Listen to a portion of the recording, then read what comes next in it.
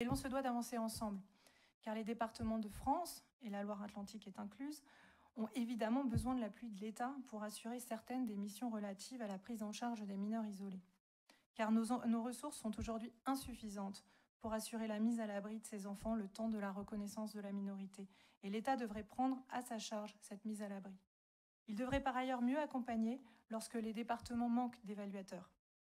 L'État doit également veiller à mieux répartir les efforts entre les départements en réorientant les mineurs des départements où ils arrivent spontanément, des départements qui sont plus à l'écart des routes migratoires.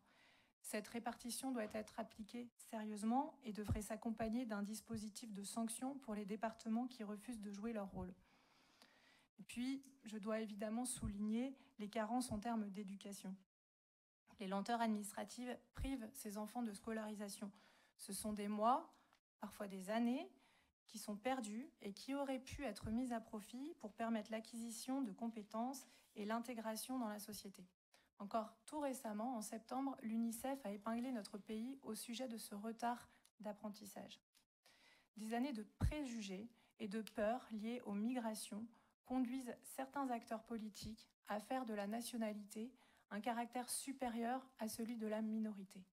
Par exemple, les élus du territoire de Belfort ont voté un vœu il y a quelques semaines limitant l'intervention départementale à destination des mineurs étrangers, car ces élus jugent ces jeunes responsables de toutes les carences des services départementaux d'aide à l'enfance. De telles analyses sont inadmissibles.